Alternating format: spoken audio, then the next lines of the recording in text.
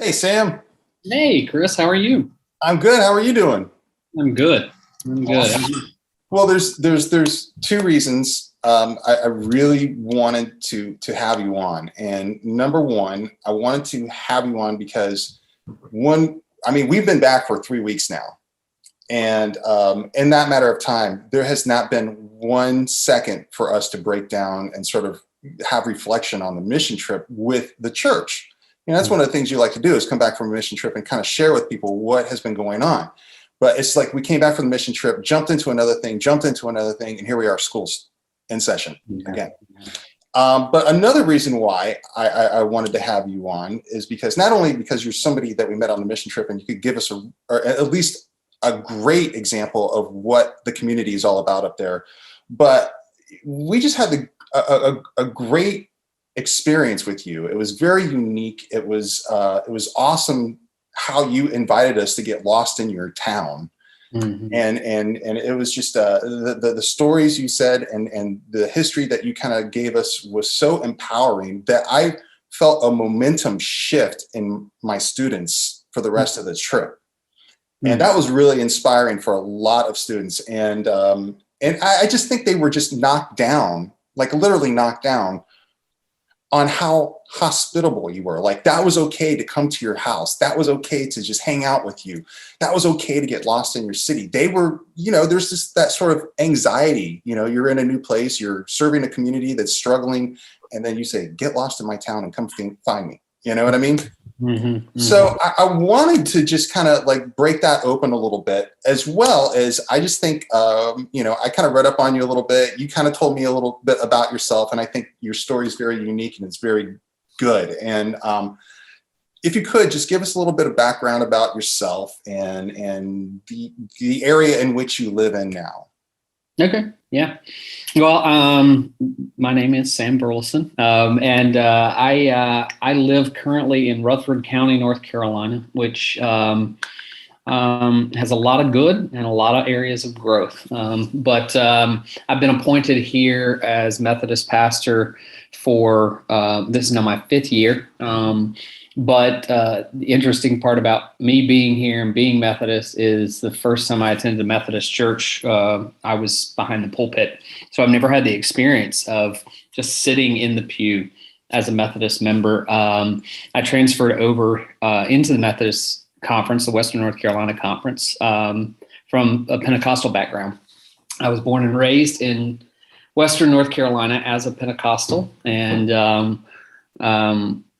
was called into ministry in that environment. And somewhere along the line, my understanding of what it meant to live a holy life expanded beyond the boundaries of what that tradition could offer. And in particular, especially if you have a sort of a Wesleyan background, this already, as we love to say this, John Wesley says there is no holiness but social holiness. And in a very real sense, I grew up with an understanding of my relationship with God that was just me and wasn't integrated in the rest of the world. And I felt the lack there in my own tradition. And so that's what led me to Methodism and to becoming a Methodist pastor. And I wanted to make sure that we created space where there is personal piety, but there's also an obligation to understand our connection to one another, and that we cannot be fully human unless we're human with each other. And I think Methodists don't always get that right. We don't always perfect that in our practice, but at least from our foundations, it's there. And we read scripture in such a way that says it's there. So that's what brought me into the Methodist Church and gave me this unique perspective of jumping from Pentecostalism to Methodist Church and jumping all over the East Coast in that journey, and serving ministry, and what has now led me to this rural community in Western North Carolina, and sort of adopting it as my own. I know it's, we're a couple counties removed from where I grew up, but that is, it's this great connectional family that's led me to this place, whether I like it or not. And some of my family did not want me to be here, so but they don't get to argue with the bishop. In the 5 years that you've been there, have you seen it going towards a better environment? I mean, has there been more solutions to a lot of the struggles they've been dealing with for a long time? Yeah, I don't know if this is larger in terms of like the larger at the state level, at the national level, but I do see a resurgence of small town Main Street communities, which is helpful to struggling communities on the other side of a massive economic shift. And in our world, we all know this, that there's this dumping of all manufacturing jobs and exporting them, all those types of things. We saw that happen at a large macro level, but when you're in a place like Rutherford County, you get to see, the faces of people that hurt. And the grief is still a part of our community because we were a huge textile community. But the hope that has come to this community has been coming through our Main Street initiatives. And that is in our community. It's in other places around the state. And I know around the country too, but I do think there's a sort of revival of what it means to live life with small town values. And there's a unique way that the church can jump into the values that are being promoted in that resurgence, that I think it's helpful. There's already latent like relationships at work in these environments, which do bring new vitality. So we're seeing it in Main Street. COVID ironically had a unique way of creating opportunities to work remotely. Mm-hmm. That I was just having a conversation the other day. I'm curious as to whether or not that will actually bring more growth to our area, because people are like, hey, I can live in this area, but work in a larger metropolitan area. So those are a couple areas where I do see some change and transformation in an exciting way. Your church provides a lot of ministries that work with these organizations around the area. Mm-hmm. What are some of the examples you could give to us? I mean, is there food co-ops, or is there, what? Yeah, the core, so the core of our ministry at the church, our outreach ministry is what we call the Washburn Community Outreach Center, which was first established as an emergency food bank. That was back in the first recession back in, well, not the first in our country, but the Great Recession of 2008. We created that to respond to that emergency food need then. On the other side of that, and particularly as we've come into COVID, we found a great way to partner with a lot of different organizations, and primarily the agricultural community. So what's been beautiful and kind of our lane of growth in the future is to not only provide food for people in our community, but to partner with, a piece of our history. Mm-hmm. Our county's not only a textile county, but we're also an agricultural county, and it's been helpful for us to come in as the church and to partner with these farmers and say, hey, how can we take some of your produce, your products, and get them to people who wouldn't normally have them? And oftentimes we've discovered that there's ways to direct them towards grant funds that will enable them to do that, so that they can still earn a living, and they can do more good for the community around them. So there's one farmer in particular. He doesn't sell anything except for his trout. He's a trout farmer, and he grows some spinach and other produce. He doesn't sell any of the produce. He only sells the trout, and he's found a grant to be able to give that away.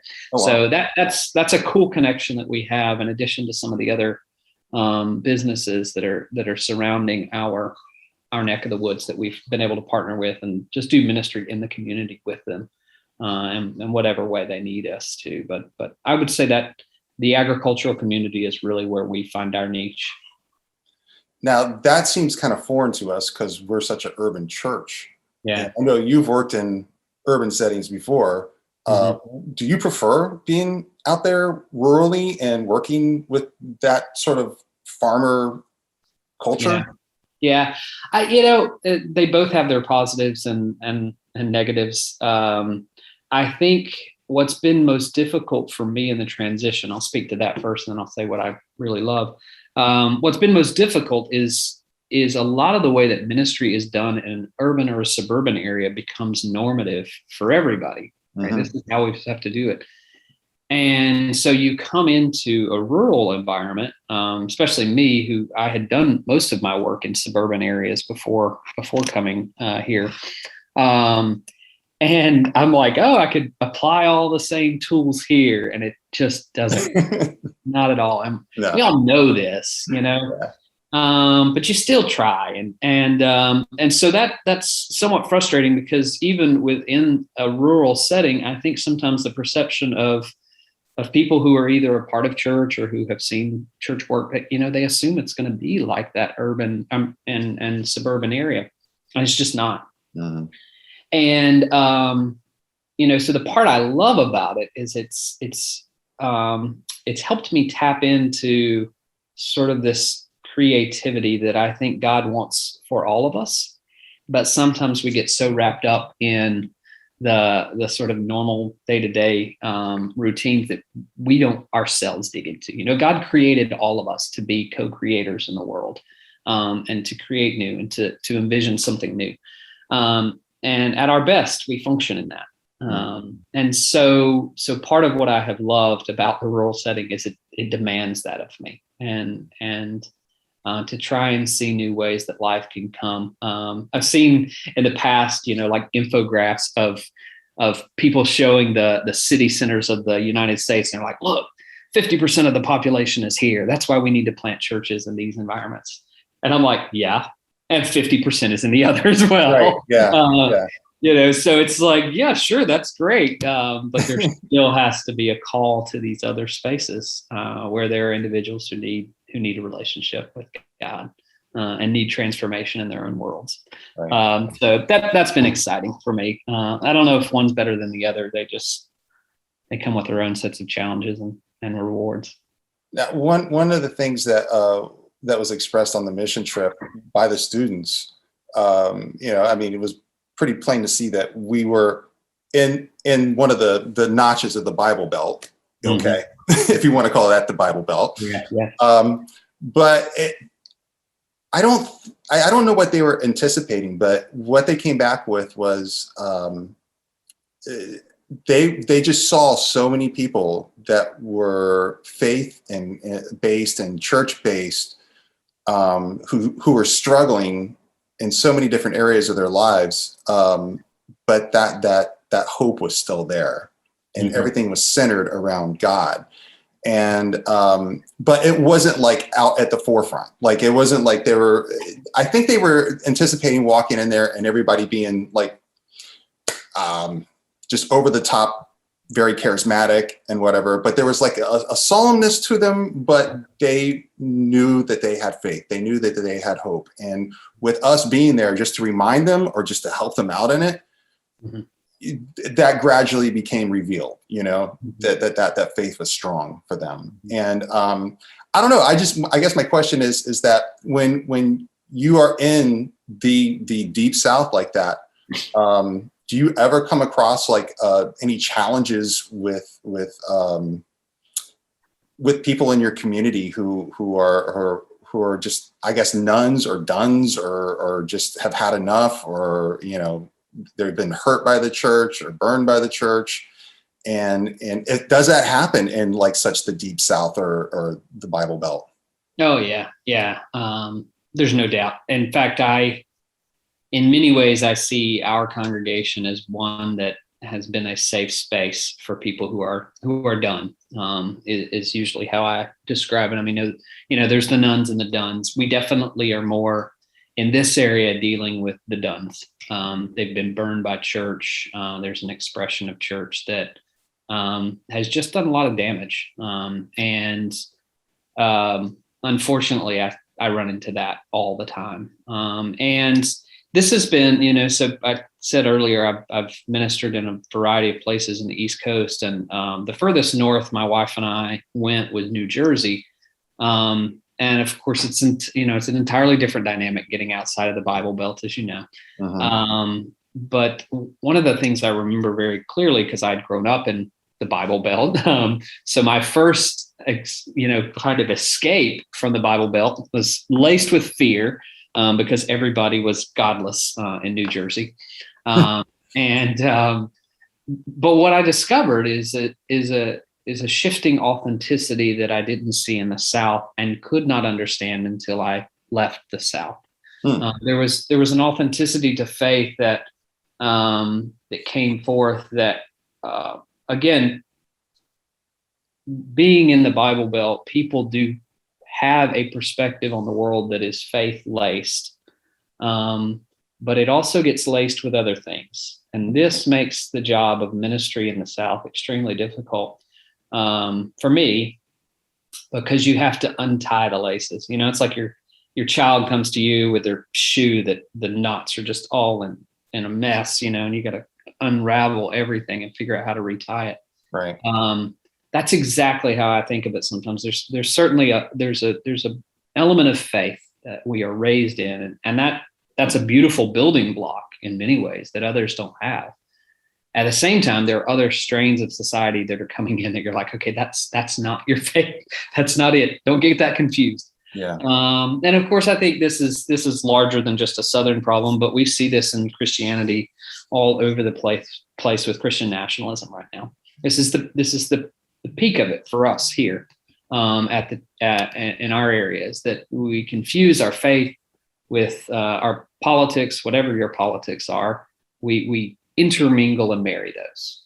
Mm-hmm. And sometimes they do converge, and sometimes they come together, but they don't always, and it's not guaranteed. And so this too, I think, is part of the reason why as I've run into people who've been hurt by the church, this is one of the central areas, you know, when the rubber hits the road, this is why they're hurt by the church, is because someone has mingled these realities together. And it's not just politics, although that's the one that comes to mind right now. But this, another way of saying it, this syncretism between a variety of realities that is coming together. And again, that can happen in a whole lot of cultures, right? In all kinds of cultures, we have this mingling together of our societies and our faith.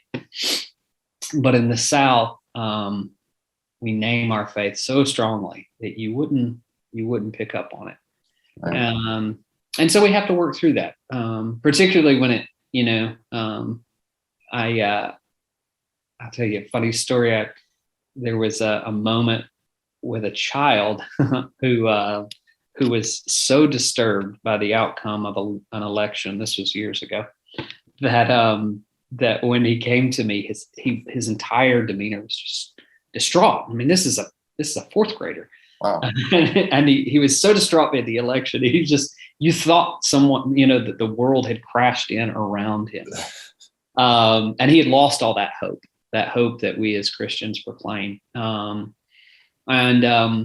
was one of those moments. It was very clear to me that there's a mixing together of our realities that if we were just standing on our Christian faith alone, then the shifting sands of world leaders would not dissuade us. That would not be a problem, but it is. Yeah. And how do we minister in that environment? So that's challenging. I don't know how it is down with y'all in that regard, but it's challenging for us right here in the center of it. It's challenging down here. I think it's challenging everywhere. Mm-hmm. But I will say though, and maybe I just need to get out more, I don't know, but meeting people like you gives me the faith and hope, and people like yourself and other people that I kind of run into in my travels. It gives me hope that pendulum is kind of swinging in the right direction to hopefully get people back into church that have been hurt and are confused with the intermingling of politics and church, you know. And I think the more that we have people like you out there and just talking about the love of Jesus Christ and exemplifying that reflection, I think that I feel like the pendulum's swinging in the right direction. Yeah. But I hope so. I feel very called to the place where we can, you know, there is a normative definition of Christianity that is circulating in the world that is not quite on point It reminds me of C.S. Lewis's description of sin. It's just bent. Yeah. You wouldn't know it at the beginning. It's bent just a little bit. And unfortunately, the normative understanding of what Christianity is in the world is bent just a little bit. And this is the space where we can do some work to hopefully straighten that out. And that's what I really would like to do. And feel called most to do, as God keeps me in the South. You've been at your church at Salem Church now for 5 years, you said? Yeah, I'm going to my 5th year. Mm-hmm. Okay. That's kind of a long time. Yeah. I mean, at least by Florida conference standards, that's kind of a long time. Yeah. Let's just say, you're there for another 5 years, and that's where God has called you, and that's where the conference has called you, and you feel good about it. What is realistically your forecast for your community and where it's at? And also, what is it prayfully that you pray for in this community? But be realistic too. Yeah. Yeah, that's a great question. I feel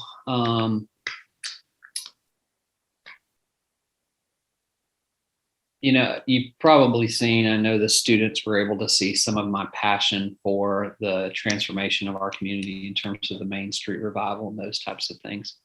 I am most passionately seeking ways in which the church can be a more predominant presence in that Main Street life. Let me unpack that. I think there is a way that the church can become a foundation and a centerpiece of community that does not necessitate just Sunday morning gatherings. And I would, in fact, a guiding question that I use in our ministry is what would God call us to that would create an opportunity for people to step foot in our small geography every single day of their life, right? So, and our geography can expand. Right now, it's located just a little bit outside of town, and I asked that question about that piece of property.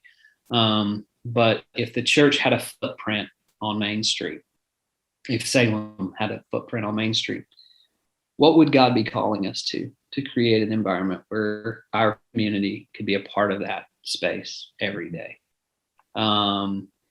And I mean, I have several ideas in mind. In fact, we're working on a project right now, or at least toying with a project we're calling the Rural Village right now, that would create a centerpiece of community in the next 2 or 3 years on our physical location, a centerpiece of community where people could come every day for child care, senior care, telemedicine, telepsychiatry, other community services, and they could do life together in that space every day, not just 1 day a week where we see them, but every day.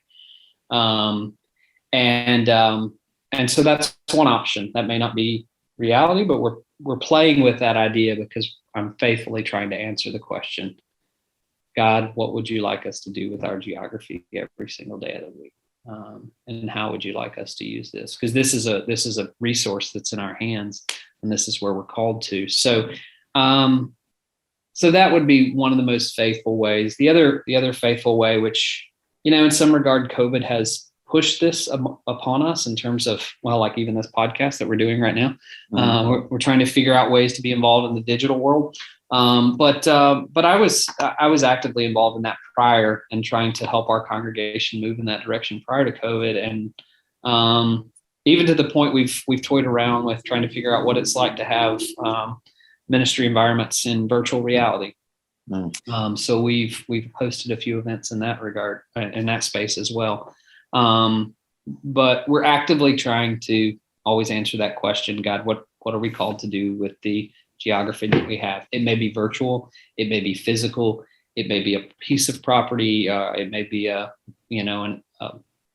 location that we just can use 1 day a week, but how can we be faithful in using that? And so that's what we're doing. And I'm hoping in the next 5 years, if the bishop allows and God tarries, that we'll be able to see some of those things come to fruition. Because I firmly believe, particularly in contexts like this, that, as a people called Methodist, and as I'm living into this reality more and more every day, itinerancy has to look like ministers who are involved in the world as their parish. And oftentimes ministry and itinerancy for lead pastors and Methodist churches just means you move from church to church. I'm not so sure that's always been the fullest understanding of itinerancy. But if we will, allow ourselves to continue to itinerate the community and show up in all these other spaces, then we'll start to see how the beauty, and there is a beauty to itinerancy. Jesus itinerated, right? So there's something that's beautiful about it. The beauty of itinerancy can come out as soon as we start to see ourselves as missionaries in the larger community and not just bound to one space. So I know that was a lot to unpack, but you did ask me about 5 years. So yeah, no, well, that's good. That was a great answer. And really, I think the bottom line is we have to stop being afraid to leave the building. We have to stop, that we have to leave the church building to get out and do things. Yeah, that's absolutely it. Yeah, for me, it's creating new spaces for new faces, and finding those over and over again, and not being afraid for where they might be. They might be on your front porch, they might be on your back porch. They could be in a lot of different places, but we just have to be faithful to take those steps and discover where they are. What do you think is some of our hangups a lot with the hesitation or the fear that we have and trying to take that step and trying to get out of that comfort zone? Why do we hesitate so much? One of my ministry, one of the places that I did ministry was in North Georgia, and I'll never forget this experience because we moved buildings in the middle of my time there. I spent 5 years there, and we moved from about a 30,000 square foot facility to a 90,000 square foot facility. And it was amazing. And I was a youth minister at that time. And so I was excited for my students because I was like, look, you've got this brand new space, state of the art sound and lights and everything's beautiful. And there was a good portion of them who hated it. And I'm like, what is wrong with you? I don't understand this. And what I discovered is there is a way in which God connects with us spatially. And I have to honor that and respect that. And I learned that. This isn't your 80-year-olds who are tied down to a building. This is 15-year-olds who were like, I liked our old space. I'm like, it was dark and it smelled like vomit. I don't know what is good about that. But they did, and I did recognize that God meets us in those spaces, and I'm reminded of the stories in Scripture where there is a sacredness to space, and I don't want to negate that, but when that becomes the end instead of the beginning of where God might show up, then we have a problem. And so what I try to often do to push us past that tendency to lock into one space is to remind us of a God who is involved in every space, and shows up in every space. It's one reason why I find the practice that the students that I led the students through this summer and youth work's so important, the practice of getting lost, because it forces you into an environment that's certainly uncomfortable. But you learn how to start dealing with the discomfort. And while you're in that space, you're constantly asking yourself, where is God here? Where is God here? How is God involved in this space and showing up? And the more you get comfortable with that reality, the more you'll start finding God. Yeah. He's always been there. And seeing God in beautiful ways, and you don't even have to, it doesn't even have to be spiritual to understand this. Like, human beings love to go down the same paths. every single day. We don't like to explore new spaces. But by not exploring new spaces and not putting ourselves in those environments, I think we limit our understanding of who God is in the world. So we have a beautiful way of seeing it, seeing God at work. Just like, every student who came to the Youth Works program this summer, me, as a leader, I got the opportunity to see these brand new expressions of God all over the country. And I'm sure when students came, they had that experience here of seeing this new expression of God in Rutherford County. So yeah, I think if we have a wider view, a greater understanding of who God is, then we'll start to see God in other spaces without too much fear. Was this the first year you ever worked with YouthWorks before? Because I know they've worked in that area. Yeah, in this capacity, it is. I've done YouthWorks trips in the past to West Virginia and taken students on them, but this was the first time I was a community speaker for YouthWorks. Yeah, that was a great move. A great move. I've done several trips with them, and I just. They're all different and great in their own wonderful way, but this was just perfect. It was perfect. So yeah, I enjoyed it. I really did enjoy the experience, and I said this to just about every group who came through. There's a reciprocity here, right? We all have something to give and something to receive. Yeah. And environments like that, trips like that, just make it possible to give and to receive in a beautiful way. And so I think the Salem family was made stronger by the churches that came, and we hope and pray that every group who came was made stronger as well as they came through. What would you, I know in kind of connecting with you, I described having you on would be kind of like just a nice little end note to their mission trip. Kind of like an end credit. And one of the reasons why I like the end credits in Marvel movies so much is because it's not so much that it had anything to do with the movie. Sometimes it did, but it was always that just information of what's coming in the future that you're always paying attention to.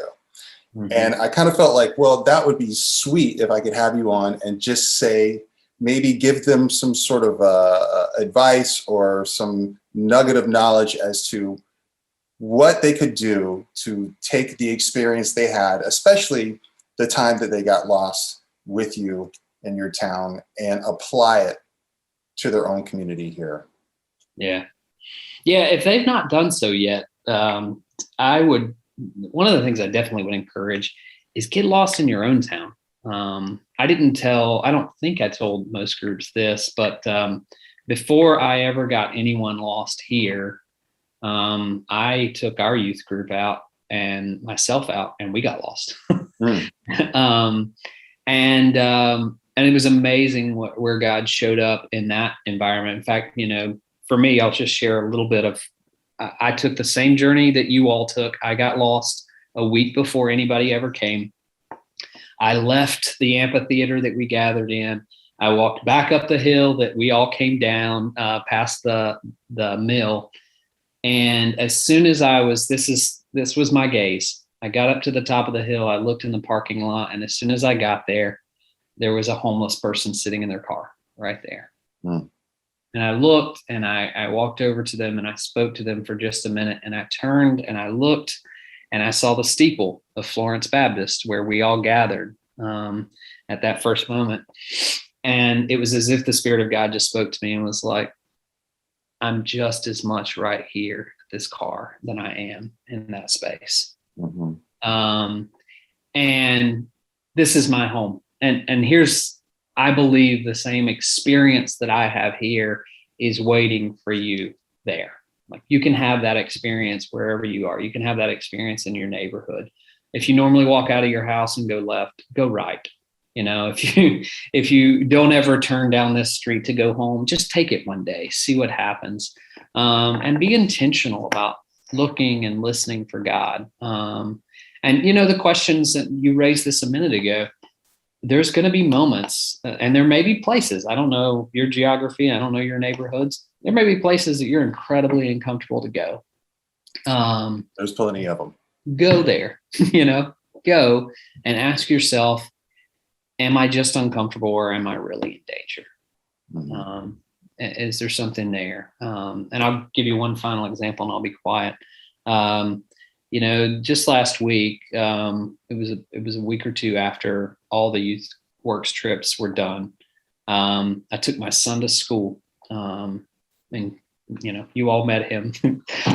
Awesome. I took him to school and I came home, and when we were coming home, I saw a number of police cars and an ambulance right in town, right where y'all walk by. And I was like, oh, that's strange. It's weird. I don't know what they're doing. And my wife and I talked about it. We made it home, and no more had we made it home when we started to see the Facebook posts come out that one of our officers had been shot. Oh, no. He, thank God, survived, and he's recovering right now, and doing okay. And discovered later in the day, because the mass alerts that went out said, everybody lock your doors, stay inside. The gunman is on the loose. We don't know where he is. We discovered that he was living and hiding in a home just about 3 blocks away from where we are. And I'll never forget the next morning when I woke up and just felt like God was drawing me to contact the sheriff and ask if anyone had visited the gunman. Because he had turned himself in late that night, and it turned out he was a 20-year-old young man who had made a few bad decisions, had some mental health problems, and had ended up shooting this officer and shooting at 2 others. And by 2:00 that afternoon, I was standing across from a glass wall with this boy, and talking to him about his life and trying to be, just a face that he could see that had a smile, and express love. And I was extremely uncomfortable. It's still a moment where it's extremely uncomfortable for me, knowing that his family is involved in the drug trafficking in our area, and they have a lot of different gang affiliations and those things, but also knowing that that's a space where God can show up. And it may be the very space that I'm called to get lost for a little while. So I think those opportunities happen wherever you are. And the question that you should ask yourself each day is, God, where can I get lost to find you? And that not only starts to show you, things about yourself, but it does show you where God is asking you to work, and move and be a sort of a beacon of light in the world. So that's my encouragement. Get lost in your own town, hopefully. See where you go. Great encouragement and a wonderful story. That's amazing. And I personally would I don't know if I could bring myself to do it. I know the right thing to do would be to do it. But I have to ask myself, I don't know if I could say the right thing. I would be so afraid that I would say the wrong thing.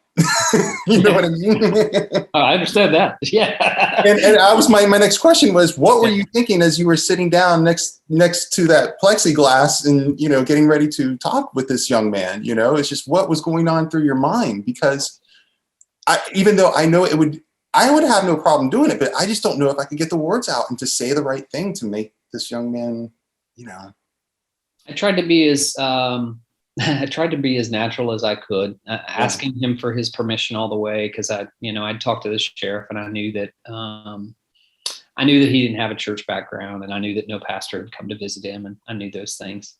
But honestly, you asked me what was going through my mind. It's a 20-year-old boy, and I'm looking at him and thinking, that could be my son. Yeah. And as I looked into his eyes, I recognized that when I came to this community 4 years ago, he was one of our high school students. He would have gone to the school system that my son is in, that my family's in, that our students at the church are in. And several of them knew him.